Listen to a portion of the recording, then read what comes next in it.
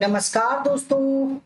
जेबी study point के YouTube channel में आपका बहुत बहुत हार्दिक स्वागत और अभिनंदन करता हूं। तो NTA UGC net history all state set history assistant professor और पीजीटी हिस्ट्री का ये लाइव थ्योरी क्लास 68 है। दोस्तों आज हम मध्यकालीन भारत को शुरू कर रहे हैं। ठीक है, तो टॉपिक है इस्लाम का उदय। दोस्तों आज से हम इस्लाम का उदय से मध्यकालीन भारत का को प्रारंभ कर रहे हैं और हमारा उद्देश्य है अब की बार नेट जरफ पार। हमारा उद्देश्य दोस्तों की बार नेट जरफ पार। तो आइए शुरू करते हैं। अगर आप हमारे चैनल पर नए हैं और आपने अभी तक हमारा चैनल सब्सक्राइब नहीं किया तो प्लीज सब्सक्राइब कर लीजिएगा। उसके पास में जो बेल आइकन है इसको प्रेस कर लीजिएगा, जिससे कि आने वाली नई वीडियो का नोटिफिकेशन पहले मिल सके। वीडियो को लाइक और शेयर जरूर कीजिएगा। दोस्तों अगर आपको हमारा क्रैश कोर्स नेट हिस्ट्री का क्रैश कोर्स ज्वाइन करना है तो 999 रुपए का क्रैश कोर्स है। ठीक है, 999 रुपए का क्रैश कोर्स है जून 2022 के लिए। ठीक है, तो संपर्क कर सकते हैं। हमारा नंबर स्क्रीन पर चल रहा है दोस्तों। हमारा नंबर मैं बोल देता हूँ एक बार और, 8218345167 संपर्क कर सकते हो आप। या दोस्तों आप जीबी स्टडी पॉइंट की ऐप डाउनलोड कीजिएगा, तो वहां पर 999 रुपए का कोर्स होगा, उसको ज्वाइन कर लीजिएगा। हमारे रेगुलर कोर्स है 6 महीने का कोर्स 3000 रुपए का है, 1 साल का कोर्स 4000 रुपए का है और 2 साल का कोर्स 5000 रुपए का है। ठीक है, तो फ्रेंड्स सबका स्वागत है, अभिनंदन है, हार्दिक अभिनंदन है दोस्तों। ठीक है, Suman ji, Anita Kumari ji, Anshika Kumari ji, good evening, welcome आपका।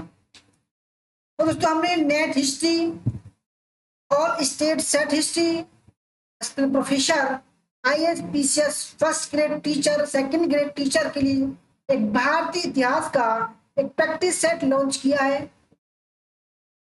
यह प्रैक्टिस सेट अमेजॉन फ्लिपकार्ट पर भी उपलब्ध है और हमारा नंबर 8218345167 पर भी संपर्क कर सकते हैं। तो हम अपनी तरफ से भी इसको भेज देंगे। ठीक है, Rajendra Kaur ji, good evening, welcome. तो आइए शुरू करते हैं दोस्तों। आज का टॉपिक है हमारा इस्लाम का उदय। ठीक है, राजेंद्र कौर जी गुड इवनिंग, रामकरण जी गुड इवनिंग, वेलकम। तो फ्रेंड्स इस्लाम का उदय और विस्तार किस तरीके से हुआ, कहां से हुआ, ठीक है, आइए इसका आज विस्तार से अध्ययन करते हैं। लगभग दोस्तों 570 से 1200 ईस्वी तक इस्लाम का उदय और विस्तार होता रहा। ठीक है, तो आइए शुरू करते हैं। तो फ्रेंड्स आप इस नक्शे में देख सकते हैं, ये अरब है। ठीक है, ये यहां से लेकर जहां तक, ठीक है, ये दोस्तों अरब साम्राज्य है। ठीक है, ये मक्का मदीना सब इसी में है। धीरे धीरे दोस्तों क्या हुआ, इन्होंने अपना साम्राज्य विस्तार कर दिया।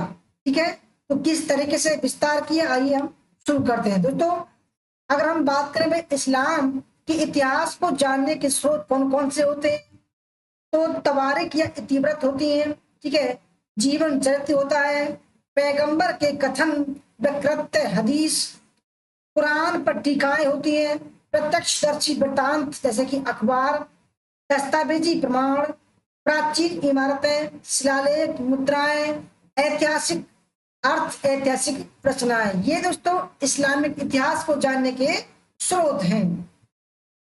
ठीक है,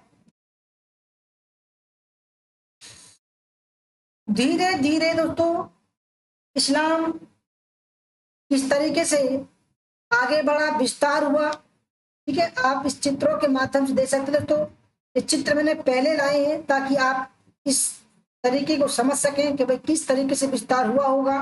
ठीक है, तो फ्रेंड देखो, जब हम इस्लाम की बात करते हैं या किसी भी धर्म की बात करते हैं तो उसके संस्थापक का नाम जरूर आता है। ठीक है, तो हजरत मोहम्मद साहब इनके संस्थापक थे। ठीक है, इस्लाम धर्म के प्रवर्तक हजरत मोहम्मद साहब थे, जिनका जन्म 570 ईस्वी में अरब मक्का में हुआ था। दोस्तों मक्का एक जगह है, ठीक है, मक्का याद रखिएगा दोस्तों, मक्का में एक जगह हुआ था। ठीक है, कबीले के लोग इन्हें अल अमीन के नाम से पुकारते थे। ये कुछ ओवरव्यू है, अभी विस्तार समझाएंगे। कुरान में उन्हें मोहम्मद और अहमद नामों से पुकारा गया। मोहम्मद साहब के पिता का नाम अब्दुल्ला और माता का नाम अमीना था। बचपन से ही मोहम्मद साहब चिंतनशील, विचारशील और धर्म प्रवृत्ति के व्यक्ति थे। मोहम्मद साहब का विवाह 25 वर्ष की आयु में खदीजा नामक विधवा के साथ हुआ था। ठीक है, तो चित्र मैं इसलिए लाया हूं ताकि आप समझ सकें। फिर तो मक्का है, मदीना, ठीक है, मक्का,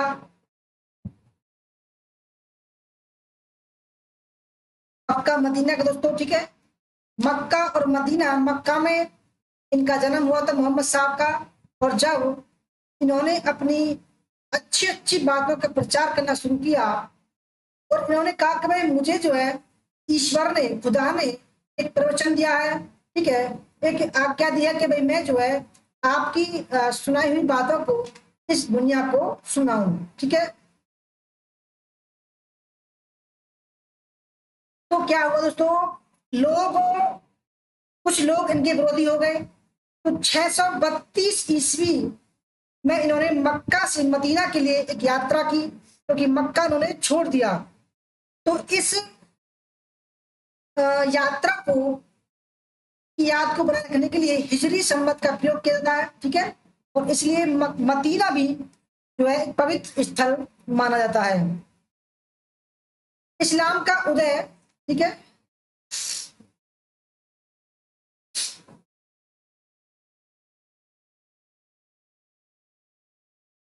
रामकरण सिंह जी वेलकम, शिखा जयपाल जी वेलकम, राजश्री कुमारी जी वेलकम। ललिता कुमारी जी कह रही हैं टेलीग्राम पर जब टेस्ट लेते हैं बहुत सारा क्वेश्चन बीपीएससी एग्जाम में आया था। अच्छा जी, बहुत बहुत अच्छी बात है। तो लेकिन अफसोस कि एग्जाम लीक हो गए। अरे ये तो बड़ी बात हुई। Indu Tanwar ji good evening, welcome. दोस्तों अब हम शुरू करते हैं इस्लाम का उदय लिखित रूप में। ठीक है, तो इसके प्रवर्तक कौन थे? मोहम्मद साहब थे। जन्म 570 ईस्वी में मक्का में, मक्का अरब में पड़ता है। ठीक है, इनके बचपन का नाम क्या था? अल अमीन था। क्या था दोस्तों? अल अमीन। खुदाई इल्हाम, ज्ञान प्राप्ति जो हुई थी वो हीरा नामक गुफा में 40 वर्ष की अवस्था में इनको ज्ञान की प्राप्ति हुई। जैसे कि दोस्तों गौतम बुद्ध और महावीर स्वामी को ज्ञान की प्राप्ति हुई। ठीक है, तो इसी प्रकार मोहम्मद साहब को हीरा नामक गुफा में 40 वर्ष की अवस्था में ज्ञान की प्राप्ति होती है। इनका उपनाम पैगंबर, अंबर से पैगाम लाने वाले, ठीक है, नबी, सिद्ध पुरुष, रसूल, ईश्वर के दूत। प्रथम उपदेश किसको दिया? पत्नी खदीजा को दिया, जो उनकी पहली शिष्या थी। हिजरत 16 जुलाई 622 ईस्वी को हिजरत हुआ। ठीक है, इनकी मृत्यु कब हुई? 632 ईस्वी में हुई। नाट मोहम्मदी, ये एग्जाम में आ चुका था, तो ये एक पुस्तक का नाम है।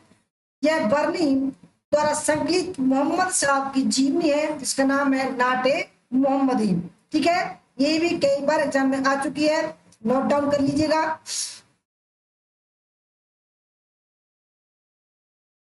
इस्लाम धर्म के प्रवर्तक पैगंबर मोहम्मद साहब थे।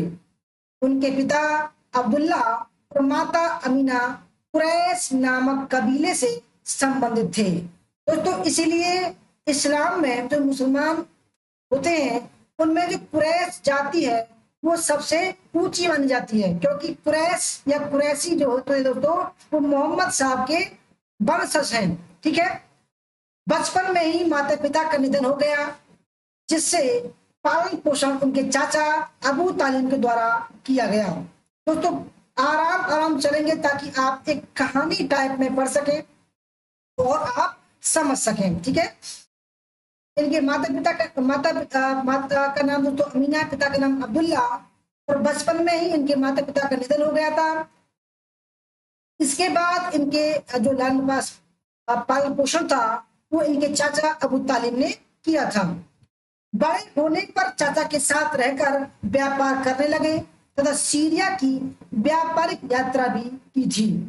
ठीक है, खदीजा नामक एक विधवा स्त्री ने उन्हें अपना व्यापारिक प्रतिनिधि नियुक्त किया था। वही खदीजा जिससे उन्होंने बाद में विवाह किया था। ठीक है, कालांतर में मोहम्मद साहब ने उन्होंने विवाह कर लिया।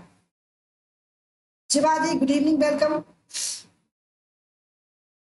मोहम्मद साहब प्राय मक्का के समीप हीरा नामक पहाड़ी में गुफा में ध्यान लगाते थे। यहीं 40 वर्ष की अवस्था में जिब्राइल ने उनको अल्लाह का पैगाम सुनाया। तो इम्पोर्टेंट फैक्ट है ये भाई, अंबर से जो पैगाम लाया था कौन था? जिब्राइल था, एक दूत फरिश्ता। उनको यही ईश्वर का संदेश मिला। क्या मिला? कि अल्लाह के अतिरिक्त कोई दूसरा नहीं है, मोहम्मद उसके पैगंबर हैं। ठीक है, मोहम्मद साहब राजनीति एवं धर्म दोनों के प्रधान थे। पैगंबर अपने अनुयायियों को मरने के से पहले मृत्यु का आनंद लेने का उपदेश देते थे। बुलजल हेग ये इतिहासकार हैं। बुलजल हेग ने इस्लाम के उदय को इतिहास के चमत्कारों में से एक माना है। ये आ चुका है एग्जाम में। ठीक है, तो किसने इस्लाम के उदय को इतिहास के चमत्कारों में से एक माना है? तो कौन था वो? बुलजल हेग था। ठीक है, धर्म प्रचार में मोहम्मद साहब का लोगों ने विरोध भी किया। जब दोस्तों जिब्राइल ने इनको संदेश दिया तो इन्होंने अल्लाह के संदेश को चारों तरफ फैलाना शुरू कर दिया। ठीक है, तो लोगों ने दोस्तों क्या किया?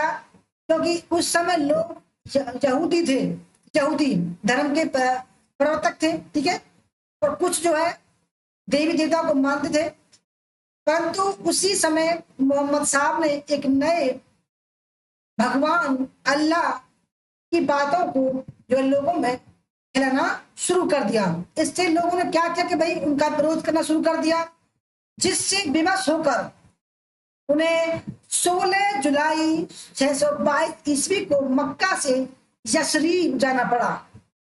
ठीक है, यशरीब ही मदीन तुनबी नबी का शहर या मदीना कहलाया।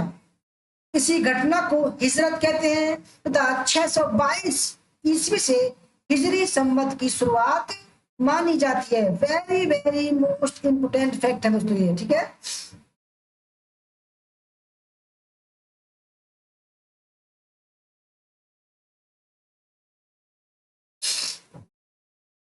Meena Kumari ji, good evening, welcome. इस्लाम के दोस्तों कुछ मूलभूत सिद्धांत हैं, जैसे कि ईश्वर एक है तथा मोहम्मद साहब उसके पैगंबर हैं दोस्तों। इसलिए इस्लाम में दूसरा भगवान नहीं है, दूसरा खुदा नहीं है, केवल एक ही ईश्वर है। सभी व्यक्ति अल्लाह की संतान है, उनमें परस्पर कोई भेद नहीं है। इसलिए दोस्तों इस्लाम धर्म में भेदभाव नहीं होता है। धरती पर मनुष्य का धर्म पहला और अंतिम है। ईश्वर और रूह है यानी कि आत्मा में सीधा संबंध है।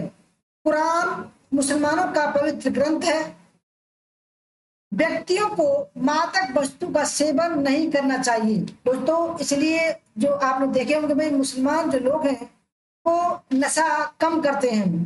ठीक है, इस्लाम धर्म जन्नत और दोजख में विश्वास करता है। इस्लाम धर्म में कयामत में विश्वास किया जाता है। इस्लाम धर्म पुनर्जन्म में विश्वास नहीं करता। ठीक है, संग्राम जी गुड इवनिंग, वेलकम। अंबुज Srivastava ji good evening, welcome. इस्लाम धर्म के दोस्तों कुछ प्रमुख सिद्धांत क्या क्या है जो हर एक मुसलमान करता है? ठीक है, पहला है कलमा पढ़ना। दोस्तों 99% मुसलमान कलमा पढ़ते हैं। दूसरा जो सिद्धांत है दिन में 5 बार नमाज अदा करना। ज्यादातर मुसलमान दोस्तों करते हैं इसको। प्रत्येक शुक्रवार के दिन सामूहिक रूप से नमाज अदा करना। ठीक है। चौथा है जकात देना। जकात दोस्तों क्या है? ये है 2.5% अपनी संपत्ति का 2.5% जो है जकात, धार्मिक कर, इसको बोला गया है धार्मिक कर। ठीक है। पांचवा है रमजान में रोजा रखना।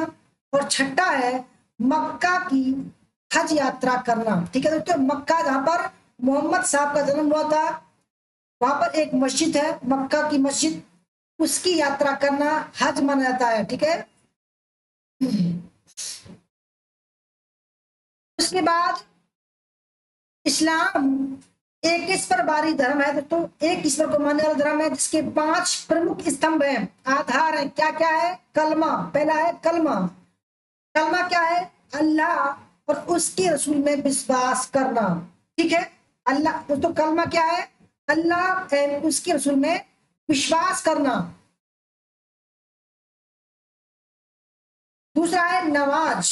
प्रत्येक मुसलमान को प्रतिदिन 5 बार नमाज प्रार्थना करनी चाहिए। यह क्रम से है फजर प्रातः काल, जोहर दोपहर, असर दोपहर के पश्चात, मगरिब शाम के समय, ऐसा रात्रि नमाज है। ये दोस्तों 5 समय की नमाज होती है। तीसरा है जकात, स्वेच्छा से दिया जाने वाला दान। प्रत्येक मुसलमान को अपनी कुल संपत्ति का 1/40 भाग या 2.5% प्रतिवर्ष दान करना होगा। जकात की वसूली में बल प्रयोग करना धर्म के विरुद्ध था। एक निर्धारित मात्रा से अधिक संपत्ति का स्वामी होने पर भी जकात देना पड़ता था। इस संपत्ति की न्यूनतम मात्रा को निसाब कहते थे। मुगल बादशाह अकबर ने दैनिक जीवन में प्रयोग की वस्तु पर जकात की वसूली बंद करा दी। ये इंपोर्टेंट है और आ चुका है एग्जाम में। उसके उत्तराधिकारी जहांगीर ने आयात निर्यात पर जकात को समाप्त कर दिया था। ये भी इंपोर्टेंट है, ये भी आ चुका है एग्जाम में। आयात निर्यात के संबंध में जकात वस्तु के मूल्य का 2% लिया जाता था। सदका भी एक प्रकार का जकात था जो किसी विशेष दिन या त्योहार पर दिए जाने वाला दान था। ये भी आ चुका है एग्जाम में। सदका इंपोर्टेंट है। कुरान में सदका शब्द की परिभाषा है जो कुछ तुम स्वेच्छ से दे सकते हो उसको सदका कहा गया है। चौथा जो स्तंभ है दोस्तों वो कहा गया है रोजा, यानी कि व्रत। रमजान में व्रत रखते हैं 1 महीने के लिए। और 5वां है हज। प्रत्येक मुसलमान को अपने जीवन काल में मक्का की तीर्थ यात्रा करनी चाहिए। दोस्तों अगर कोई गरीब है तो दोस्तों वो कमाता है, अगर वो पैसा नहीं जुटा पाता है तो ब्याज पर लेकर भी मुसलमान लोग जो है हज की यात्रा करते हैं। मैंने सुना है दोस्तों 10% की ब्याज पर भी लेकर जो बेचारे हज की यात्रा करने जाते हैं। ठीक है। इस्लाम दोस्तों बहुत बच्चे कंफ्यूज होते हैं कि भाई सुन्नी और शिया क्या है। तो इस्लाम धर्म की जो शाखा है वो 2 है। पहली है सुन्नी, दूसरी है शिया। ठीक है। सुन्नी यानी कि बहुसंख्यक लोग और शिया अल्पसंख्यक लोग। ठीक है। सुन्नी और शिया।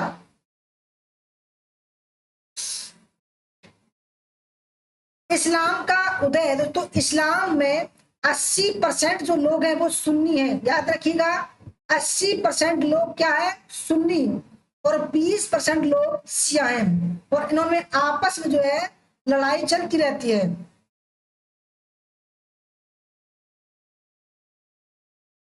दोस्तों जो भारत में और पूरे विश्व में सुन्नी की जो शाखाएं हैं, एक है हनफी शाखा। हनफी ये जो शाखा है भारत, पाकिस्तान, बांग्लादेश, अफगानिस्तान फैली हुई है। ठीक है। और हनफी शाखा जो हमारे देश में है वो है देवबंदी शाखा और बरेलवी शाखा। ये भी इंपोर्टेंट फैक्ट है, एग्जाम में आ चुका है। ठीक है। और दूसरी शाखा है सुन्नी की मलिकी, ये मिडल ईस्ट में। और तीसरी शाखा है साफाई, मिडल ईस्ट इंडोनेशिया। चौथी शाखा है हम्बली, कतर, सऊदी अरब और कुवैत। पांचवी शाखा है अहदीस सलफी या बहावी, दक्षिण एशिया, मिडिल ईस्ट। और पांचवी शाखा है, और 1 2 3 4 5, छठी शाखा है अहमदिया, पाकिस्तान और भारत में फैली हुई है। अगर बात करें शिया संप्रदाय की शाखाओं की, तो इसमें पहली है इशना या असरी, ये फैली हुई है Iran, Iraq, Bharat, Pakistan, Lebanon. इसमें भी कई प्रकार है, फातिमी, बोहरा, खोजे, नुसैरी।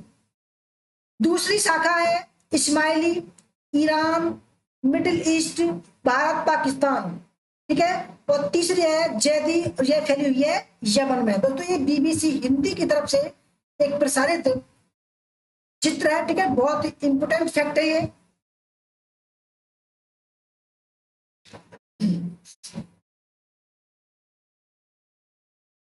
तो दोस्तों आप ये देखिए, यहाँ पर इंडिया है, ठीक है, और यहाँ पर एशिया है, ठीक है। जहां से ये चलता है, और सबसे पहला आक्रमण सिंध पर होता है। सिंध आज की डेट में पाकिस्तान में है, और उस समय भारत में था, ठीक है। अब बात करते हैं तो इस्लाम अवतारवाद, मूर्ति पूजा तथा जाति पाति का विरोधी है। यह मत कर्म कांड को मान्यता देता है, परंतु पुनर्जन्म का सिद्धांत इसमें मान्य नहीं है।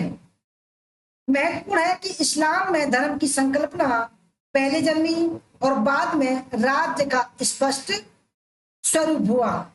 इस्लाम में आस्था रखने वाला प्रारंभिक संगठित समुदाय उम्मत कहलाता था, जो इस्लामी राज्य का केंद्र बिंदु था। ये भी एग्जाम में आ चुका है,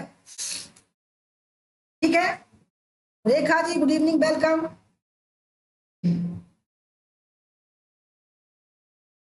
इस्लामिक राज्य एक धर्म प्रधान राज्य है। तो ये जो थ्योरी हो रही है आपके सामने, ये जो का त्यों एग्जाम में आती है, कथन और कारण में भी आती है, ठीक है।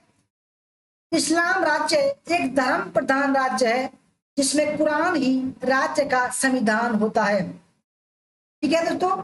यह राज्य शरीयत के अनुकूल होना चाहिए। समयावधि में शरीयत की व्याख्या हेतु 4 विचारधाराएं, जैसे कि मालकपंथी, सफीपंथी, हनबलपंथी और हनीफापंथी का विकास हुआ कालांतर में। इसमें से केवल अबू हनीफा का हनीफी संप्रदाय ही इस्लामी राज्य में जिम्मियों के रूप में रहने की अनुमति देता है। जिम्मी दोस्तों कौन है? यानी कि इस्लामी राज्य में जो गैर इस्लामिक लोग होते हैं, उनको बोला गया है जिम्मी। महत्वपूर्ण है कि दिल्ली सल्तनत की वित्तीय नीति हनीफी संप्रदाय द्वारा प्रस्तुत कराधान के सिद्धांतों पर आधारित थी। ये भी इंपोर्टेंट है, आ चुकी है एग्जाम में, ठीक है। दिल्ली सल्तनत की जो वित्तीय नीति थी दोस्तों, वो थी हनीफी संप्रदाय पर आधारित। जब कोई व्यक्ति शरीयत का पालन नहीं करेगा, तो उसके विरुद्ध फतवा जारी होता है, ठीक है। फतवा आपने सुना होगा, फतवा क्या होता है दोस्तों? जब कोई व्यक्ति शरीयत का पालन नहीं करता, तो उसके विरुद्ध जो है मौलवी लोग फतवा जारी करते हैं। कुरान, हदीस, इजमा एवं कयास का समुच्चय शरीयत कहता है, ठीक है दोस्तों। यानी कि जब कोई इंसान कुरान, हदीस, इजमा और कयास की बातों पर नहीं चलता, तो उसके खिलाफ फतवा जारी किया जाता है। महत्वपूर्ण है कि यही मुस्लिम न्याय के स्रोत हैं, ठीक है। अब बात करते हैं भाई कुरान क्या है। कुरान शब्द इकरा, पाठ करो से बना है। इसे इल्म ए अल्लाह, ईश्वर का शब्द कहा जाता है। यानी कि दोस्तों जो कुरान है, उसमें ईश्वर के शब्द हैं। इसमें कुल 140 सूरा या अध्याय या पंक्तियां हैं, ठीक है। अगर बात करें हदीस या सुन्ना की, तो पैगंबर साहब से जुड़ी परंपराएं, जिसके अंतर्गत उनके इस्मत शब्द, यानी कि दोस्तों जो मोहम्मद साहब के शब्द थे या कथन थे, ठीक है, जो क्रियाकलाप थे, वो किस में आते हैं? वो सुन्ना या हदीस में आते हैं। इजमा, इजमा क्या होता है? इस्लाम के धर्माचार्यों के मध्य मत पर आधारित मत होते हैं। इसे समुदाय की सहमति के रूप में भी परिभाषित किया जाता है। मोटे तौर पर मुजतहिद अर्थात विधि शास्त्री द्वारा व्याख्या किया गया कानून इज्मा कहलाता है। दोस्तों जो मौलवी वगैरह होते हैं वो जो इज्मा पर आधारित न्याय करते हैं, क्यास सदृशता के आधार पर तर्क। ठीक है दोस्तों, तर्क भी लगता है नाम इसमें। अब बात करते हैं कि भाई इस्लामिक राज्य के 4 अंग कौन कौन से होते हैं। ठीक है, इस्लामिक राज्य में तो 4 अंग हैं, 4 अंग या आधार कौन कौन से? खलीफा, ठीक है, सुल्तान, उलेमा, अमीर और 5वां है मिल्लत। 5 अंग है, सॉरी मैं 5। ये इस्लामिक राज्य के प्रमुख अंग हैं, प्रमुख 5 अंग हैं।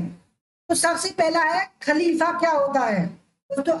आप समझ रहे होंगे धीरे धीरे कि खलीफा क्या होता है। ठीक है, खलीफा, खलीफा को इस्लाम के नेता के रूप में मान्यता प्राप्त है। दोस्तों मैं मोटे से बता दूं कि जब पैगंबर मोहम्मद साहब की मृत्यु हुई तो उनके जो उत्तराधिकारी हुए उनको जो है खलीफा कहा गया। ठीक है, पैगंबर मोहम्मद साहब के उत्तराधिकारी खलीफा कहलाए, जिन्हें खुदा का प्रतिनिधि भी कहा माना गया है। महत्वपूर्ण है कि पैगंबर साहब ने अपना कोई उत्तराधिकारी नियुक्त नहीं किया था। याद रखिएगा दोस्तों, ये कथन कारण में आते हैं। मोहम्मद साहब ने अपना कोई उत्तराधिकारी नियुक्त नहीं किया था, परंतु उनकी मृत्यु के बाद एक जनसाधारण सभा में अबू बकर को पहला खलीफा नियुक्त किया गया, चुना गया। ये इंपोर्टेंट है। तो दोस्तों अब बताइए कि पहला खलीफा कौन हुआ? अबू बकर हुआ। उसका वंश उमैयद वंश था, उमैयद। जबकि दोस्तों जो मोहम्मद साहब थे वो कुरैश वंश के थे, कुरैश कबीले के थे, इसलिए पहले खलीफा उमैयद खलीफा कहलाए। इस वंश में कुल 18 खलीफा हुए, यानी कि दोस्तों उमैयद जो खलीफा थे वो 18 थे। इस्लाम में दोस्तों प्रमुख रूप से 4 खलीफा हुए जो मोहम्मद साहब की मृत्यु के बाद में खलीफा बने। ठीक है, तो पहले कौन थे? अबू बकर, क्योंकि 632 ईस्वी में दोस्तों मोहम्मद साहब की मृत्यु हुई थी। तो 632 से लेकर 634 तक मोहम्मद साहब के उत्तराधिकारी के रूप में अबू बकर चुने गए, जिनको पहले खलीफा कहा गया है। पहले खलीफा।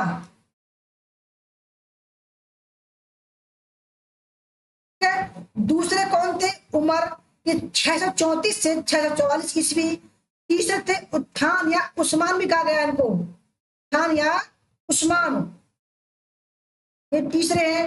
ये 644 से 656 ईस्वी तक चले। उसके बाद में चौथे खलीफा कौन से हुए? अली।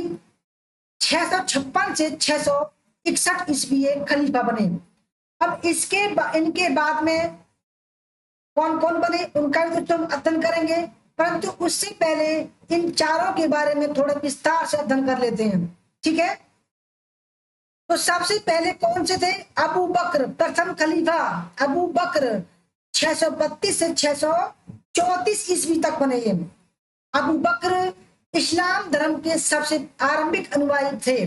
उन्होंने संपूर्ण अरब, याद रखिए दोस्तों, अब जो है अब धीरे धीरे जो खलीफा बने इन्होंने जो मोहम्मद साहब और जो इस्लाम था उनकी बातों का प्रसार करना शुरू कर दिया। ठीक है, अब इन्होंने दोस्तों कुछ राज्य को जबरदस्ती जीता, उसमें जबरदस्ती जो है इस्लाम का प्रचार किया और कहीं पर जो है प्यार मोहब्बत से इस्लाम का प्रचार किया। ठीक है, उन्होंने संपूर्ण अरब तथा उसके पड़ोसी राज्यों को जीतने का प्रयत्न किया। इस उद्देश्य से उन्होंने 11 सैनिक दलों का गठन किया। ठीक है, क्योंकि दोस्तों इन्होंने क्या किया कि इन्होंने इस्लाम धर्म के प्रसार का एक अपना कर्तव्य बनाया। ठीक है, तो इस उद्देश्य से इन्होंने 11 सैनिक दलों का गठन किया। एक वर्ष में समस्त अरब देश में एक निर्विरोध केंद्रीय सत्ता द्वारा शांति स्थापित कर दी गई, क्योंकि दोस्तों उस समय अरब में एक केंद्रीय सत्ता की कमी थी। छोटे छोटे बहुत सारे राज्य थे, उनको अबू बकर ने जीतकर एक बना लिया। ठीक है, अबू बकर के शासन के दूसरे काल में अरब सेनाओं ने चिल्डिया, इराक और सीरिया पर आक्रमण किया। उन्होंने वाइजेंटाइन राज्य के विरुद्ध सेना का नेतृत्व किया। तो बेजेंटाइन राज्य कहाँ था?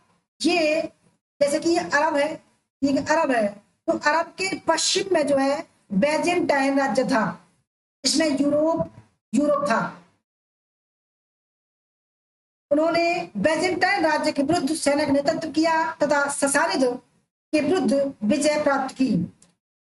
सल्तानों के कारण अरबों का विश्वास और सम्मान मिला। 13 अगस्त 634 ईस्वी को अबू बकर की मृत्यु हो गई, यानी कि तो 3 साल बाद इनकी मृत्यु हो गई।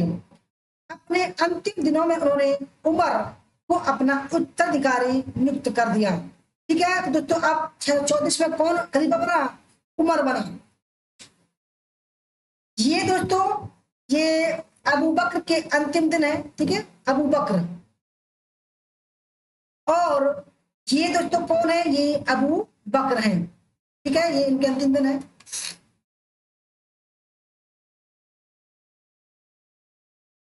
अब बात करते हैं उमर की। उमर खलीफा 634 से 644 ईस्वी। उमर खलीफा की उपाधि के साथ साथ अमीर उल मुनीम, अनुयायियों का सेनानी का विरुद्ध धारण किया। विरुद्ध मतलब उपाधि। अबू बकर की भांति इन्होंने भी विस्तारवादी नीतियों का अनुसरण किया। जिस तरीके से अबू बकर ने दोस्तों अरब में बहुत सारे राज्यों को जीतकर एक किया, इसी प्रकार उमर ने भी उनकी तरह ही साम्राज्यवादी नीतियों का विस्तार किया। उन्होंने सीरिया तथा सासानिद राज्य पर विजय प्राप्त की तथा मिस्र को भी इस्लामिक राज्य में मिला लिया। सुव्यवस्थित शासन व्यवस्था स्थापित करने के लिए प्रत्येक देश को प्रांतों में बांटा गया तथा जमीन का बंदोबस्त और जनगणना की गई। उमर के बाद तीसरे खलीफा उस्मान या उस्मान हुए। ठीक है दोस्तों, अब कौन हुए? उस्मान हुए। ये कौन है दोस्तों? ये उमर है। ठीक है, उमर। ये धीरे धीरे जो है इन्होंने भी अपना विस्तार करना शुरू किया। ये उमर खलीफा है दोस्तों, उमर खलीफा। ठीक है, साफिया रफीक जी, साइमा रफीक जी, गुड इवनिंग, वेलकम। अब तीसरे खलीफा दोस्तों कौन से हुए? उस्मान। ये 644 से 656 ईस्वी खलीफा बने। उस्मान तीसरे खलीफा थे। जिस समय में खलीफा नियुक्त हुए उस समय इनकी आयु 70 वर्ष की थी। इनके समय में इस्लाम के अनुयायियों में पक्षपात, ईर्ष्या तथा स्वार्थ की भावना प्रबल हो गई। फलस्वरूप चारों ओर अशांति व्याप्त हो गई।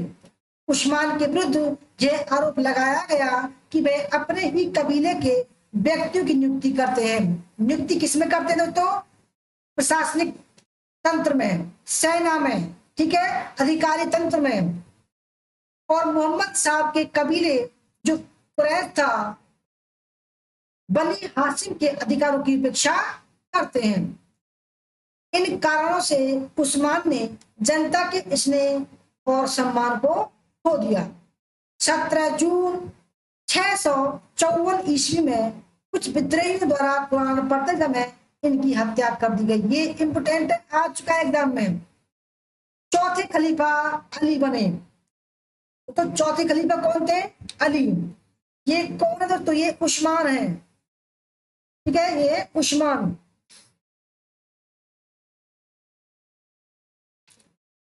अगले खलीफा उस्मान हुए, जो कि पैगंबर के 6 साथियों में से एक थे। दोस्तों पैगंबर के 6 साथी थे, उनमें से एक थे उस्मान।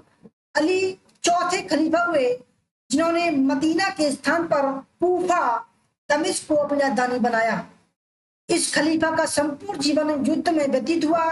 अली ने ही पैगंबर मोहम्मद की बीबी आयशा को दिसंबर 656 ईस्वी को बसरा में हुए जंगे जमल या उस्ट राष्ट्र में पराजित किया। ये इंपोर्टेंट आ चुका है एग्जाम में। जंगे जमल का युद्ध या उस्ट युद्ध में जो है मोहम्मद साहब की पत्नी, ठीक है, आयशा को जो है पराजित किया था अली ने। पांचवें खलीफा मुआविया हुए। उन्होंने खलीफा के पद को वंशानुगत बनाया और अपने पुत्र याजिद को उत्तराधिकारी बनाया। तो ये थोड़ी बीच में हमने लाया था।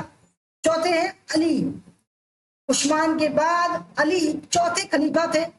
अली का खिलाफत अधिकांश युद्धों का शुभ रहा। चूंकि मदीना खिलाफत के साम्राज्य में संपन्न प्रदेशों से बहुत दूर स्थित था, इसलिए अली ने कूफा को अपनी राजधानी बनाने का निर्णय किया। खलीफा उस्मान के समय में मुसलमानों में प्रारंभ ईर्षा, पक्षपात एवं विरोध अली के समय में चरमोत्कर्ष पर पहुंच गया। 25 जनवरी 661 ईस्वी को अली की मृत्यु हो गई। अली के ज्येष्ठ पुत्र हसन खलीफा चुने गए, किंतु उन्होंने मुआवियों के पक्ष में खिलाफत की पदवी छोड़कर मदीना चले गए। मुआवियों ने उमैया के खिलाफत की नींव डाली।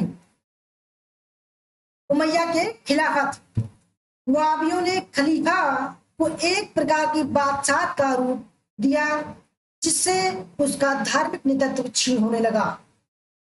मुआवियों ने यजीद को अपना उत्तराधिकारी बनाया था। तो अब और अच्छा विस्तार पूर्वक अध्ययन करेंगे। किंतु कूफा की जनता ने, ठीक है, मुआवियों ने यजीद को अपना उत्तराधिकारी बनाया, किंतु कूफा की जनता ने हुसैन मोहम्मद साहब की पुत्री फातिमा का पुत्र को खलीफा बनाने के लिए आमंत्रित किया। हुसैन व यजीद के मध्य युद्ध हुआ। कूफा से 25 मील दूर करबला के मैदान में यजीद और हुसैन के बीच युद्ध हुआ। तो हुसैन कौन थे? मोहम्मद साहब की जो पुत्री थी फातिमा, उनके पुत्र थे हुसैन, ठीक है। इसमें हुसैन शहीद हो गए। यजीद ने लगभग 3 वर्ष तक शासन किया। यजीद का पुत्र मुआविया द्वितीय क्षयग्रस्त था, जिसकी 3 बार बाद मृत्यु हो गई। लोगों ने मरवान पुत्र हकम को अगला खलीफा चुना। उसी समय अब्दुल्ला के पुत्र जुबैर ने खिलाफत का दावा किया। उन्होंने लगभग 9 वर्ष तक संघर्ष किया।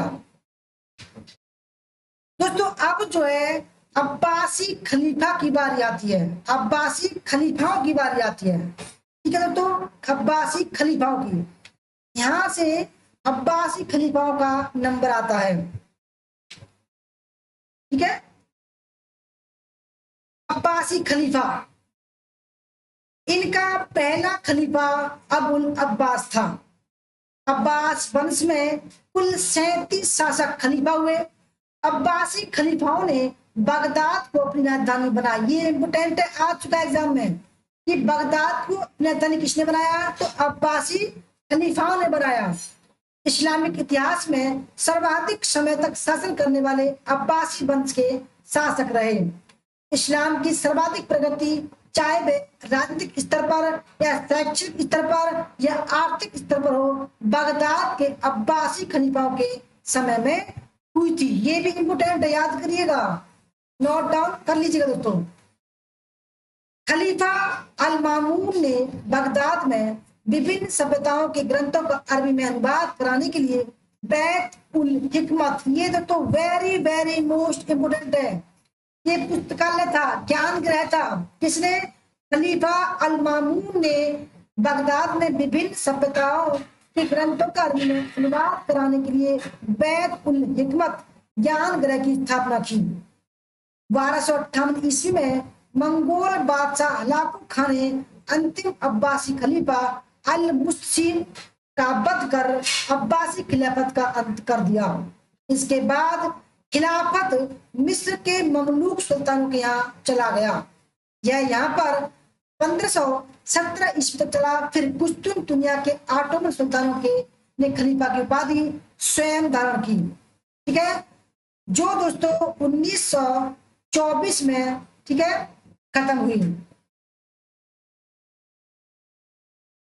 अब दोस्तों बात करते हैं कि जब इस्लामिक राज्य के दोस्तों 5 अंग थे, इसमें खलीफा, दूसरा था सुल्तान। ठीक है, तो दूसरा दोस्तों जो अंग था उसका नाम था सुल्तान। ठीक है, तो सुल्तान कौन था, किसको सुल्तान बोला गया, इसका अध्ययन करते हैं।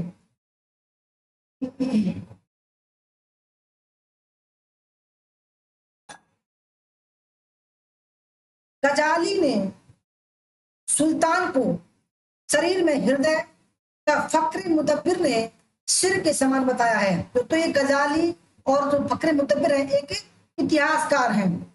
ठीक है, वर्णी के अनुसार सुल्तान अपने पद के अस्तित्व के कारण सबसे बड़ा पापी है।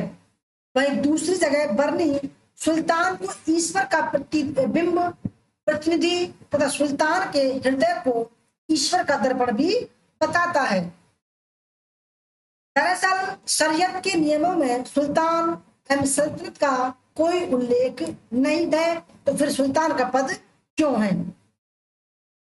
वस्तुतः जब इस्लाम का विस्तार अरब से बाहर की ओर फैला तो खलीफा द्वारा सभी क्षेत्रों पर प्रत्यक्ष शासन कर पाना संभव नहीं रहा। तो जब खलीफाओं ने अरब से बाहर इस्लाम का प्रसार करना शुरू किया तो इतना बड़ा साम्राज्य हो गया कि भाई एक ही जगह से सभी राज्यों पर नियंत्रण करना मुमकिन नहीं था।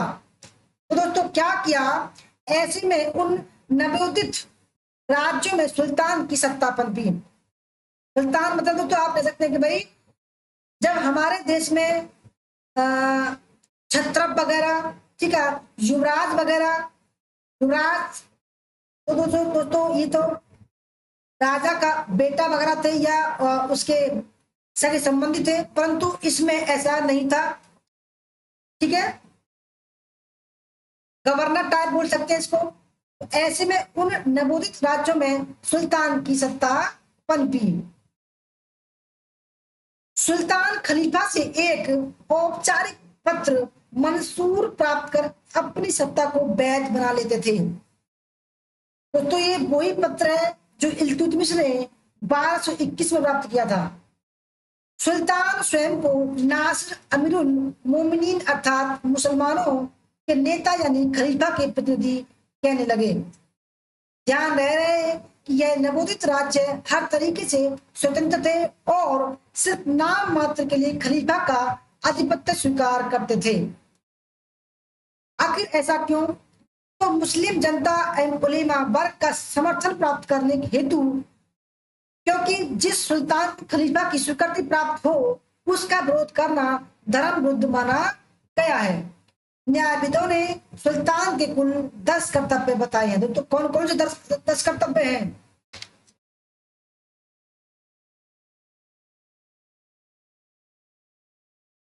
दोस्तों ये सुल्तान है, ठीक है, सुल्तान तो पहला कर्तव्य है तारीख ए कुंजदा।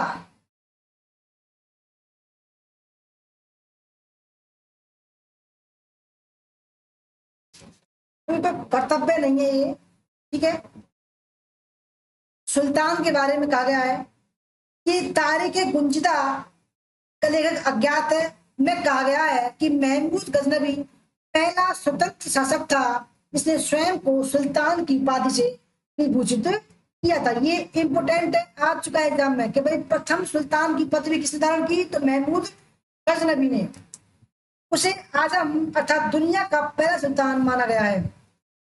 कुतुबुद्दीन ऐबक ने मलिक सिपह सलार की उपाधि से अपना राज्याभिषेक किया था। सैयद शासक खिद्र खान ने सुल्तान की जगह रैयत ए आला की उपाधि धारण की थी। ये भी इंपोर्टेंट है, ठीक है। दोस्तों देखो, इस्लाम के राज्य के जो 5 प्रमुख अंग थे उसमें हमने दो पढ़ लिए, तीसरा था अमीर। तीसरा अंग कौन सा था? अमीर, तीसरा अंग। तो इस्लामिक राज्य में प्रशासनिक अधिकारियों को अमीर या उमरा, अमीर का बहुवचन पद कहा जाता था। मोहम्मद बिन तुगलक के काल में हुए विद्रोह में सादा अमीरों का काफी हाथ रहा। ये भी इंपोर्टेंट काफी बार आ चुका है। अमीरों के सम्मान में वृद्धि के कारण ही लोधी काल में सुल्तान सम्मानों का में प्रधान बनकर रह गया। ठीक है, उसके बाद में चौथा अंग था इस्लामिक राज्य का, वो था उलेमा। चौथा अंग उलेमा। मुस्लिम धर्म विज्ञानियों एवं धर्म नेताओं को उलेमा कहा जाता था। वह इस्लाम का प्रधान व्याख्याकार था और मिल्लत के सार्वजनिक विचारों का प्रतिनिधित्व करता था। उसे दस्तार बंदगान भी कहा जाता था। बलबन ने दो तरह के उलेमा, उलमा ए अखिरात एवं उलमा ए दुनिया का उल्लेख किया है।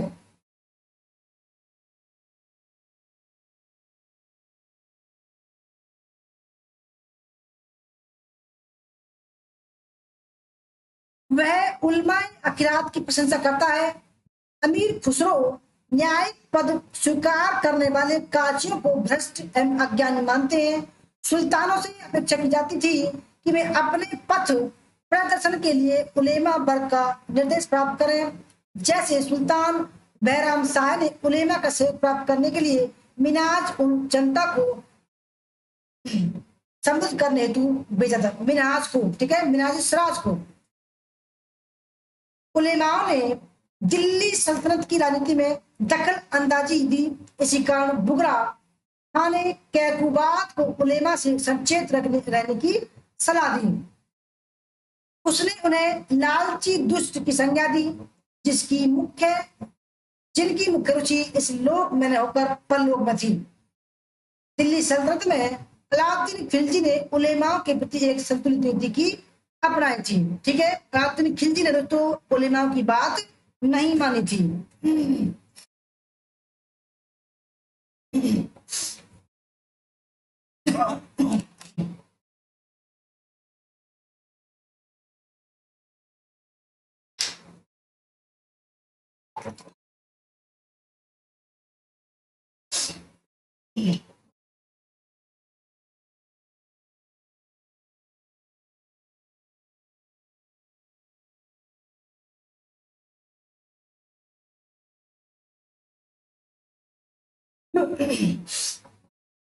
आइए आगे बढ़ते हैं दोस्तों। ये जो है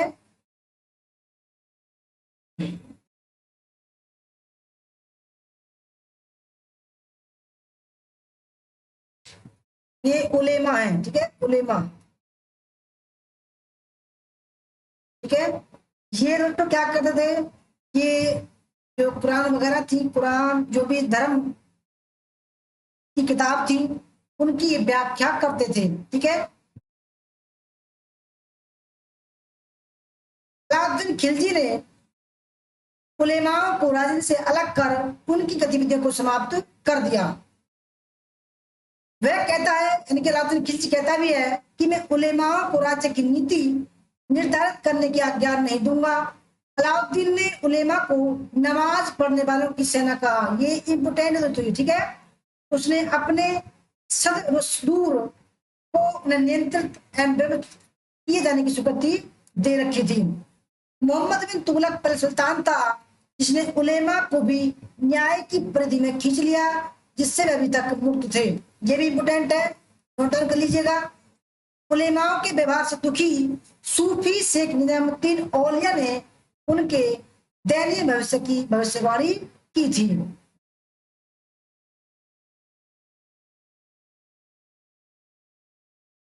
संजय परिहार जी कह रहे हैं गुड इवनिंग सर, आपका गुड इवनिंग कह रहे हैं। आपकी बुक अच्छी है, धन्यवाद आपका, थैंक यू।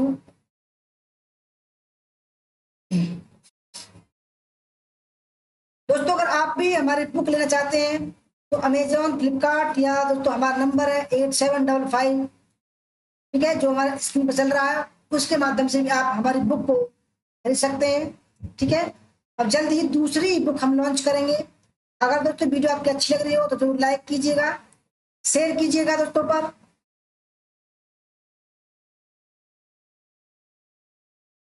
आइए आगे बढ़ते हैं दोस्तों। इस्लामिक राज्य के जो जो प्रमुख 5 अंग थे, उसमें पांचवा था मिल्लत। पांचवा अंग कौन सा था? मिल्लत। मुस्लिम भ्रातृत्व, जैसे मिल्लत कहते हैं, में संप्रभुता का वास माना गया है। इसलिए मिल्लत को यह अधिकार प्राप्त है कि वह सुल्तान का चुनाव करे, जैसे रजिया को शासन दिलाने वाले मिल्लत ही थी। ठीक है, मिल्लत दोस्तों जनता। हालांकि इस उदाहरण को अपवाद स्वरूप ही लिया जाना चाहिए, क्योंकि दिल्ली सल्तनत में सुल्तान वक्त का निर्धारण तलवार शक्ति ही करती थी। इसका सबसे अच्छा उदाहरण खिलजी राजवंश है। वस्तुतः भारत में खिलजी की सत्ता का मुख्य आधार शक्ति ही थी। खुद इस पर बर्नी भी कहता है कि राजत्व का अर्थ शक्ति है, चाहे वे वैध शब्दों से प्राप्त हो या बलपूर्वक, उसमें राजवंशीय परंपरा का कोई सर्वमान्य नियम नहीं है। तो अब बात करते हैं कि भाई भारत में इस्लाम का प्रवेश कैसे हुआ। ठीक है, भारत में इस्लाम का प्रवेश कैसे हुआ। तो अब तो बात कर रहे थे कि भाई अब अरब में, और अरब के बाद धीरे धीरे जब इस्लाम का उदय, इस्लाम का प्रसार करना होना शुरू हुआ, तो भारत में भी इस्लाम आया। तो किस तरीके से आया, ठीक है, उसका भी अध्ययन करते हैं। इस्लाम के अनुयायियों में सर्वप्रथम भारत में प्रवेश करने वाले अरब थे, क्योंकि दोस्तों अरब लोगों ने ही अरब के बाहर इस्लाम का प्रसार किया। वे सर्वप्रथम मालाबार तट पर व्यापारी के रूप में आए थे। ये भी इंपोर्टेंट है, नोट डाउन कर लीजिएगा। उन्होंने यहाँ की महिलाओं के साथ विवाह किया, और इसके फलस्वरूप जो संतानें पैदा हुई वो क्या कहलाई? मोकला कहलाई। तो इन्हीं मोकलाओं ने 1921 में मोकला विद्रोह किया था। ठीक है, 875 ईस्वी के एक अभिलेख में उत्कीर्ण है कि मदुरई के राजा ने अरबों को आश्रय दिया था। यह कोरोमंडल तट पर अरबों के बसने का प्राचीनतम उल्लेख है। अरब लेखक अल इस्तरी के अनुसार राष्ट्रकूट साम्राज्य में मुसलमान रहते थे, तथा वहां जामा मस्जिद थी। ये भी इंपोर्टेंट है, नोट डाउन कर लीजिएगा, आ सकता है एग्जाम में। केरल मालाबार के अंतिम पेरुमाल शासक चेरमान पेरुमाल इस्लाम धर्म का अनुयायी हो गया, और उसका नाम अब्दुल रहीम सामरी रखा गया। ये भी इंपोर्टेंट है। उसने मक्का की तीर्थ यात्रा की, और वहां से अपने देश के शासकों के नाम निर्देश भेजा कि वे मुसलमानों का स्वागत करें और उनके लिए मस्जिदें बनवाएं। 11वीं सदी में नाथा दवली नामक तुर्की शहजादा धर्म प्रचारक के रूप में तिरुचिरापल्ली आया, जहां आज भी उसका मकबरा है। भारत में इस्लामिक राज्य को स्थापित करने का श्रेय तुर्कों को जाता है। तो अरबों ने क्या किया था? केवल अपना इस्लाम का प्रचार किया था। भारत में राज्य की स्थापित नहीं किया था। भारत में राज्य जो स्थापित किया था तो वो तुर्कों ने किया था। ठीक है, भारत में इस्लामिक राज्य को स्थापित करने का श्रेय तुर्कों को जाता है। सलजुक, गुज्जा, खिताई, इलवारी, करलुक आदि तुर्क जातियां थी। ठीक है दोस्तों, अब्बासियों के बाद जो अब्बासी खलीफा थे, उनके बाद पश्चिम एवं मध्य एशिया में क्रम से समानी राजवंश 874 से 999 ईस्वी, गजनी राजवंश 962 से 1185 ईस्वी, सल्जुक राजवंश एवं खारिज्म साम्राज्य का उदय होता है। दोस्तों यहाँ से जो है अब शुरुआत होगा गौरी और महमूद गजनबी का। ठीक है, महमूद गजनबी गजनी से चलेगा और गौरी चलेगा खारिज्म से। ठीक है, खारिज्म साम्राज्य की राजधानी मर्व नगर में थी।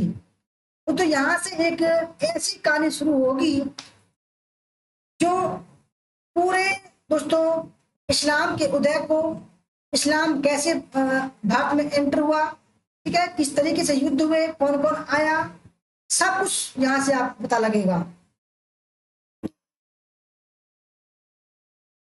तो सिंध पर अरबों का आक्रमण, ठीक है। तो यहाँ पर जो है हम एक ऐसा युद्ध देखेंगे कि भारत में अरब आक्रमण की शुरुआत होती है, ठीक है।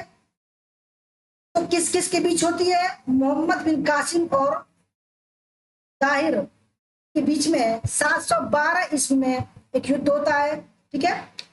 तो फ्रेंड्स, उससे पहले कुछ और देखते हैं। भारत पर अरबों का आक्रमण, मोहम्मद बिन कासिम और ताहिर के बीच में राबर का युद्ध हुआ था, ठीक है। राबर कहाँ है दोस्तों? यहाँ पर है। देखो ये जो है भारत है, भारत, ठीक है। ये भारत का नक्शा है दोस्तों, ठीक है। यहाँ पर, यहाँ ब्रह्मनाबाद है, यहाँ सिंध है, यहाँ देवल है, यहाँ देवल बंदरगाह है, जहां पर हज्जाज के जहाजों को लूट लिया गया था। देवल बंदरगाह है, दाहिर उस समय राजा था। यहाँ राबर है, ठीक है। यहाँ मकरान है, यहाँ दोस्तों मुल्तान है, ठीक है। मुल्तान, आप धीरे धीरे आप समझोगे कि भाई कहां पर मुल्तान था, कहां पर राबर था, कहां ब्रह्मनाबाद था, कहां सिंध था, ठीक है दोस्तों। तो और यहाँ पर क्या था? यहाँ पर था दोस्तों, इस तरफ अगर आगे बढ़ेंगे यहाँ पर, तो यहाँ पर अरब था। तो श्रीलंका को के लिए जो है, श्रीलंका से यहां से जो है अल हज्जाज को कर के रूप में दोस्तों जहाज में भरकर सामान भेजा रहा था। तो देवल बंदरगाह पर कुछ समुद्र लुटेरों ने उनके जहाजों को लूट लिया था। इसी बात पर जो है झगड़ा हुआ था और अरबों का आक्रमण सिंध पर हुआ था, ठीक है। क्या प्रभाव हुआ, ठीक है। मोहम्मद बिन कासिम कौन था? सिंध पर अरबों का आक्रमण होता है दोस्तों, ब्राह्मण वंश के आखिरी शासक थे, जजिया कर की शुरुआत हुई, ठीक है। राजा दाहिर सैन था और मोहम्मद बिन कासिम जो है युद्ध करने आया था। भारत पर आक्रमण करने वाले सर्वप्रथम मुस्लिम आक्रमणकारी अरब थे। मोहम्मद बिन कासिम के नेतृत्व में प्रथम सफल अरबों का आक्रमण हुआ था। कब हुआ था? 712 ईस्वी में। तो अब लिखित रूप में देखते हैं कि भाई ये जो आक्रमण हुआ था इसका स्रोत क्या है। तो स्रोत क्या है? सचनामा। किसी अज्ञात लेखक ने इसे अरबी में लिखा, परंतु बाद में अली कूफी ने इसका फारसी में अनुवाद किया था। ये इंपोर्टेंट है, आ चुका एग्जाम में दोस्तों। जो ओरिजिनल सचनामा है, जो सिंध का इतिहास है, उसको अरबी में लिखा, किसने लिखा नहीं पता, परंतु अरबी लिखित सचनामा को अली कूफी ने फारसी में अनुवाद किया था, ठीक है। दूसरा स्रोत क्या है? तारीख हिंद है। 1600 ईस्वी में मीर मोहम्मद मासूम ने इसकी रचना मुगल शासक अकबर के दरबार में की थी। यह अरबों का भारत से पहला संपर्क नहीं था। व्यापार वाणिज्य की दृष्टि से अरब वाले पहले ही मालाबार तट पर आते थे। इस बार नया यह था कि उन्होंने व्यापार वाणिज्य के साथ धर्म एवं राजनीतिक विस्तार का भी लक्ष्य लेकर सिंध में प्रवेश किया था। अरबों का पहला भारत पर आक्रमण खलीफा उमर के काल में 636 ईस्वी में बंबई के थाना पर हुआ, जो कि असफल रहा था। इसके बाद 8वीं सदी के प्रथम दशक में इबन अल हरी अल बहित ने सिंध के मकरान को जीता, जिससे सिंध विजय का मार्ग प्रशस्त हो गया। ये भी इंपोर्टेंट है, ठीक है। अल इबन हलरी अल बहित दोस्तों, भाई सिंध पर आक्रमण का तत्कालीन कारण क्या था, ठीक है। भाई क्यों जो है युद्ध किया गया? उससे पहले जो है एक साथ नहीं किया गया था। अरब आक्रमण सिंध पर क्यों हुआ? उसका कारण क्या था? तात्कालिक कारण, सिंध में इस समय ब्राह्मण वंश का शासन था, जिसका संस्थापक चाच था। चाच का पुत्र दाहिर था। दाहिर के समय श्रीलंका से आने वाले कुछ अरब जहाजों को देवल बंदरगाह के नजदीक समुद्री डाकू ने लूट लिया। दोस्तों कहानी समझिएगा, मैंने भी बताया था कि भाई जब देवल बंदरगाह है सिंध में पड़ता है, ठीक है, तो श्रीलंका से कर के रूप में, टैक्स के रूप में कुछ जहाज जो है अरब को जा रहे थे, तो देवल बंदरगाह पर समुद्री यात्रियों, समुद्री डाकुओं ने उन जहाजों को लूट लिया। यही घटना सिंध पर अरबों के आक्रमण का तात्कालिक कारण बनी। वहीं आशीर्वाद लाल श्रीवास्तव महोदय कहते हैं कि आक्रमण का मूल कारण इस्लाम का प्रचार प्रसार था। इराक के सूबेदार हज्जाज ने दाहिर से लूट का हर्जाना मांगा। भाई उसने कहा कि भाई दाहिर, तुम्हारे राज्य में हमारा जो जहाज लूट लिया गया है उसका जो आप हर्जाना दीजिए, क्योंकि आप उसके जिम्मेदार हो। परंतु दाहिर कहता है कि देखो जो सिंध है, यानी कि जो देवल बंदरगाह है वो तो मेरे अंडर में है, परंतु जो समुद्र है, समुद्र में जो भी समुद्री लुटेरे हैं वो मेरे अंडर में नहीं आते, तो इसलिए मैं जो है हर्जाना नहीं दूंगा, जिसे दाहिर ने स्वीकार कर दिया। अतः हज्जाज ने खलीफा वाहिद से अनुमति प्राप्त कर क्रमशः 3 सेनापतियों को भेजा आक्रमण करने के लिए। सबसे पहले उबैदुल्ला, उसके बाद बरदुल ने सिंध पर आक्रमण किया, परंतु दोस्तों ये दोनों असफल रहे। हालांकि यह दोनों आक्रमण असफल रहे। अंत में हज्जाज ने 17 वर्षीय मोहम्मद बिन कासिम को सिंध विजय हेतु भेजा। 711-12 ईस्वी में कासिम ने मकरान मार्ग से भारत पर आक्रमण किया। कासिम की सेना में ऊंट, अश्वारोही एवं शिला पत्थर फेंकने वाले मंजानिक या मैग्नल तथा नौफ्ता जैसे हथियार थे। ये वेरी वेरी इंपोर्टेंट है, ठीक है। सबसे पहले मंजानिक और नौफ्ता जैसे युद्ध हथियार सिंध आक्रमण में प्रयोग किए गए थे। कासिम की सहायता जाटों, मेड़ों एवं विद्रोही बौद्धों ने की थी।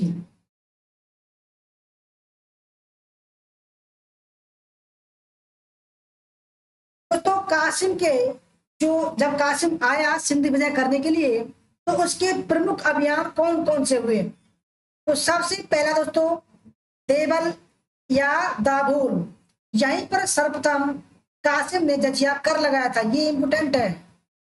जजिया कर कहां लगाया? देवल या दाभोल में। देवल के बाद कासिम ने नीरून, सेवान, सिसम पर सफल आक्रमण किया। सेवान का शासक दाहिर का चचेरा भाई बजहरा था। उसके बाद राबर, सिसम जीतने के बाद कासिम ने राबर जीता। राबर में दाहिर लड़ता हुआ मारा गया। ये इंपोर्टेंट है कि भाई दाहिर जो था कहां मारा गया? राबर में। उसकी मृत्यु के बाद उसकी पत्नी रानी बाई ने अरबों के खिलाफ मोर्चा खोल दिया, परंतु स्वयं को हारता देख उसने जौहर कर लिया। ब्राह्मणवाद, जहां यहां दाहिर का पुत्र जयसिंह लड़ा और युद्ध के पश्चात उसने इस्लाम ग्रहण कर लिया। ये भी इंपोर्टेंट है आज का एग्जाम में। अलोर या अरोर, ब्राह्मणवाद के बाद दाहिर की राजधानी अलोर को जीता गया। अरोर विजय ही सिंध विजय को पूर्णता प्रदान करता है। उसके बाद मुल्तान, अलोर विजय के बाद कासिम ने सिक्का एवं मुल्तान जीता। सिक्का स्थान के व्यापारियों ने स्वयं ही सामूहिक रूप से मोहम्मद बिन कासिम को अपना स्वामी मान लिया। ये इंपोर्टेंट है। मुल्तान कासिम की अंतिम विजय थी, जहां से उसे इतना सारा सोना मिला कि मुल्तान का नाम सोने का नगर, स्वर्ण नगर रखा गया। दोस्तों सिंध पाकिस्तान में पड़ता है, ठीक है।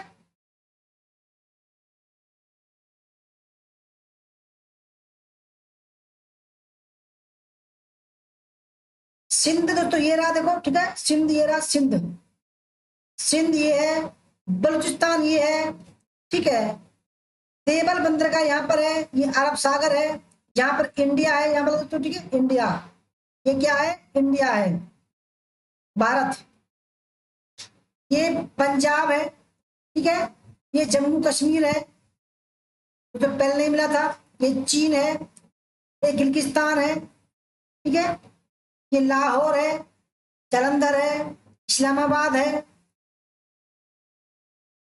ये क्वेटा घाटी है, क्वेटा घाटी, ईरान, अफगानिस्तान,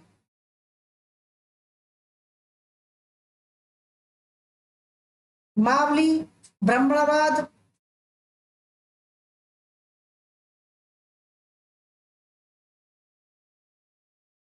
लारखाना, खैरपुर, सुकुर, गोटकी, कासमोर, ठीक है, संगेर,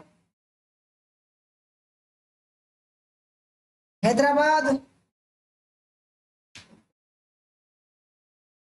पाकिस्तान, मुल्तान तो यहाँ पर है, ठीक है, चोलिस्तान, जहां के लोग भारत में शामिल होने के लिए बोल रहे हैं, लाहौर, दौलताबाद, पेशावर, इस्लामाबाद, जम्मू कश्मीर। तो सिंध विजय के पश्चात कासिम ने ब्राह्मणों को ऊंचे पदों पर नियुक्त किया, ये भी इंपोर्टेंट है। जब सिंध को विजय कर लिया, सिंध को जीत लिया, तो मोहम्मद बिन कासिम ने ब्राह्मणों को ऊंचे पदों पर नियुक्त किया। मोहम्मद बिन कासिम की मृत्यु के विषय में दो मत प्रचलित है। दाहिर की दूसरी पत्नी लाड़ी से उत्पन्न दो पुत्रियां सूर्या एवं परमल देवी खलीफा को कासिम ने भेंट की, ठीक है, लेकिन इन दोनों पुत्रियों ने खलीफा के सामने बताया, उससे कहा कि कासिम ने पहले ही उनकी कौमार्य भंग कर दिया है। यानी कि दोस्तों उन्होंने कहा कि भाई आपके पास आने से पहले मोहम्मद बिन कासिम ने उनके साथ दोस्तों बलात्कार किया है, ठीक है। इसी कारण खलीफा ने कासिम को मृत्युदंड दे दिया। इतिहासकारों का यह वर्ग इस कहानी पर विश्वास नहीं करता। उनके अनुसार खलीफा वाहिद का भाई सुलेमान हज्जाज का प्रबल शत्रु था। चूंकि हज्जाज का दामाद कासिम था, इसलिए कासिम को बंदी बनाकर मेसोपोटामिया भेज दिया गया, जहां कारागार में उसकी मृत्यु हो गई। कासिम के बाद सिंध का अगला गवर्नर याजिद जुनैद बना। जुनैद के पश्चात हबीब की नियुक्ति की गई। दोस्तों समझ में आ रहा है नहीं आ रहा, प्लीज कमेंट कर बताइएगा। आपको थोड़ा बहुत समझ में आ रहा है या नहीं आ रहा है? अगर आ रहा है दोस्तों तो लाइक कीजिएगा, शेयर कीजिएगा। पूरी कहानी है, ठीक है। इस्लाम के उदय की। मुल्तान विजय के उपरांत कासिम ने कन्नौज विजय हेतु अबू हकीम के अधीन एक सेना भेजी थी, कन्नौज विजय हेतु भी। परंतु अरब आक्रमणकारी सिंध के आगे नहीं बढ़ पाए, क्योंकि कश्मीर के ललित ने हराकर उनका प्रसार आगे की तरफ रोक दिया। 725 ईस्वी में जब अरबों ने पूर्ण सिंध से आगे बढ़ने की कोशिश की, तब गुर्जर प्रत्यारों एवं बादामी के चालुक्यों ने उनको पराजित कर दिया। यही कारण है कि अरब यात्री सुलेमान ने प्रतिहार शासक मीर भोज को अरबों मुसलमानों का सबसे बड़ा शत्रु बताया। ये इंपोर्टेंट है, आ चुका एग्जाम में। मुरुज अल जबज का लेखक अल मसूदी मुल्तान में एक सूर्य मंदिर बताता है, ये भी इंपोर्टेंट है, आ चुका एग्जाम में। उसके अनुसार अरबों को, दोस्त ध्यान सुनिएगा, उसके अनुसार अरबों को जब भी प्रतिहारों के आक्रमण का भय होता, तो वे उस मंदिर को तोड़ने का भय दिखाकर अपनी रक्षा करते थे। अल इद्रिसी, ये इंपोर्टेंट है, अल इद्रिसी मुजहुदुल मुश्ताक नामक अपनी पुस्तक में लिखता है, लोग मुल्तान के सूर्य मंदिर का दर्शन करना अपना कर्तव्य समझते थे। यदि कोई पड़ोसी हिंदू राजा मुल्तान पर आक्रमण करता, तो स्थानीय पुरोहित आक्रमणकारी को धमकी देते थे कि मूर्ति तुम्हारा सत्यानाश कर देगी। यह सुनकर तुरंत ही आक्रमणकारी अपना संकल्प त्याग देते थे। यदि यह भय न होता तो मुल्तान का अवश्य ही नाश हो गया होता। अल मसूदी लिखता है कि जब काफिर लोग मुल्तान पर आक्रमण करते और मुसलमान अपने को उनका विरोध करने योग्य नहीं समझते तो वे उनकी मूर्तियों को तोड़ डालने की धमकी देते थे और शत्रु तुरंत ही वापस लौट जाते थे।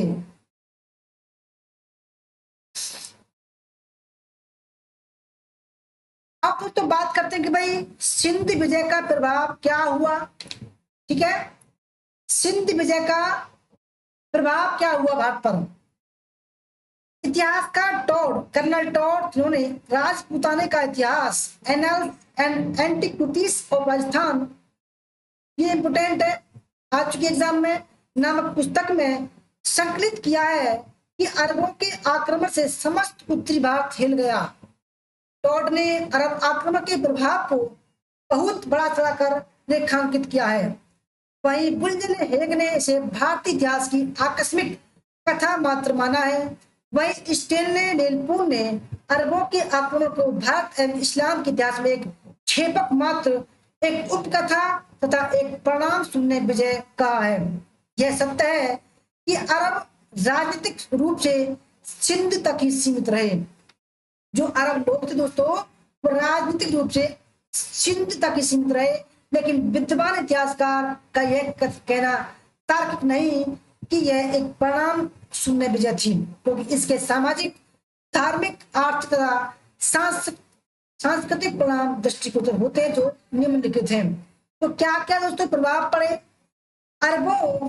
पहला प्रभाव, अरबों का सबसे अधिक प्रभाव आर्थिक क्षेत्र पर पड़ा। ठीक है, इस समय समुद्री व्यापार पर अरबों का एक अधिकार था। अरबों के साथ जुड़कर भारतीय व्यापारी यूरोप एवं अफ्रीका पहुंचने लगे। दूसरा प्रभाव मनक, बजीगर, सिंधबाद जैसे भारतीय वैज्ञानिक बगदाद दरबार में पहुंचे। दोस्तों सिंधबाद, सिंधबाद है ये। तीसरा, धन नामक चिकित्सक बगदाद का मुख्य चिकित्सा अधिकारी बनाया गया, ये भी इंपोर्टेंट है। चौथा प्रभाव, अमीर खुसरो हमें बताते हैं कि अरब ज्योतिष अबू मासर बनारस आकर 10 वर्षों तक ज्योतिष का अध्ययन किया। तो ये भी आ चुका है एग्जाम में। ठीक है, वेरी वेरी मोस्ट इंपोर्टेंट है। मनक नामक चिकित्सा शास्त्री ने खलीफा हारून का इलाज किया था। छठा प्रभाव, भारतीय अंक पद्धति जैसे कि वर्गमूल, घनमूल, शून्य, दशमलव आदि से अरबों का परिचय हुआ। तो ये वेरी वेरी मोस्ट इंपोर्टेंट है। अरबों ने इसे हिंदसा या हिंद का ज्ञान का भारतीय दशमलव प्रणाली को 9वीं सदी में अरब गणितज्ञ अल ख्वारिज्म ने अरब में लोकप्रिय बनाया था। तो ये बिल्कुल जो का तो आया था एग्जाम में। एलेबार नामक भिक्षु ने यह ज्ञान 11वीं 12वीं शताब्दी में यूरोप में पहुंचाया। आशीर्वाद लाल श्रीवास्तव महोदय के अनुसार अरबों ने भारतीय ज्ञान को यूरोप में फैलाया और 8वीं और 9वीं शताब्दी से यूरोप में जो ज्ञान की ज्योति फैली उसका मुख्य कारण अरबों का भारत से संपर्क था। भारतीय संविधान के अनुच्छेद 343 में कहा गया है कि भारतीय अंकों के अंतर्राष्ट्रीय रूप वाले अंक ही संघ के शासकीय प्रयोजनों के लिए प्रयोग किए जाएंगे। अतः यह वही भारतीय अंक हैं जो आज अंतर्राष्ट्रीय रूप प्राप्त कर चुके हैं। सातवां प्रभाव, कुछ इतिहासकारों के अनुसार शतरंज अरब से हिंदुस्तान आया, लेकिन अमीर खुसरो के अनुसार यह खेल भारत में जन्मा था, जिसे प्राचीन काल में चतुरंग कहा गया। आठवां प्रभाव, भारतीय उपन्यास पंचतंत्र नीति शास्त्र में अनुवाद इब्न अल मुकफ्फा ने कलील ए दुमना नाम से किया था, ये भी इंपोर्टेंट है। ब्रह्मगुप्त की गणित की पुस्तक ब्रह्म सिद्धांत एवं खंडक का अरबी भाषा में अनुवाद अल हजारी एवं इब्राहिम पिंजरी द्वारा किया गया। सिंध में इस्लाम धर्म का प्रवेश हुआ और मुल्तान एवं मंसूरा में मुस्लिम बस्तियां स्थापित हुई, ये भी इंपोर्टेंट है, आ चुका एग्जाम में। मंसूरा नगर सिंध में अरबों की राजधानी बनी। अरबों ने प्रतिहारों के आक्रमण से स्वयं को सुरक्षित करने हेतु अल महफूजा नगर बसाया था। ये भी आ चुका है एग्जाम में। अरबों ने प्रतिहारों के आक्रमण से बचने के लिए अल महफूजा नगर बसाया था। लगभग 50 वर्षों तक बगदाद प्रधानमंत्री रहने वाला वर्कमिस परिवार भारतीय बौद्ध थे। तो अब बात करते हैं कि भाई भारतीयों ने अरबों से क्या सीखा। भारतीयों ने अरबों से क्या सीखा? कागज बनाना सीखा, चरखे से सूत काटना सीखा, सिले हुए कपड़े सलवार कमीज सीखा, खान पान कचौड़ी समोसा बनाना सीखा। ठीक है। अरबों ने भारतीयों से क्या सीखा? हिंदी संख्या से अरबी संख्या बनाना सीखा, संख्या की गणना करना सीखा, ज्योतिष सीखा, गणित सीखा, शतरंज का खेल सीखा, भारतीय संगीत सीखा, भारतीय चिकित्सा शास्त्र सीखा। ठीक है। तो दोस्तों ये थी आज की क्लास हमारी। आपको कैसी लगी? अच्छी लगी तो वीडियो को लाइक करना, शेयर करना, ठीक है, कमेंट करके बताइएगा कि क्लास कैसी लगी। दोस्तों नेट हिस्ट्री का practice set, net history practice set जो है आप अगर आपको खरीदना है तो कुल 165 रुपए का है। हमारा नंबर है 8218345167 पर संपर्क कर सकते हैं। ये व्हाट्सएप नंबर भी है। ठीक है। या तो आप फ्लिपकार्ट और अमेजन से भी खरीद सकते हैं। धन्यवाद क्लास करने के लिए। जय हिंद, जय भारत, वंदे मातरम।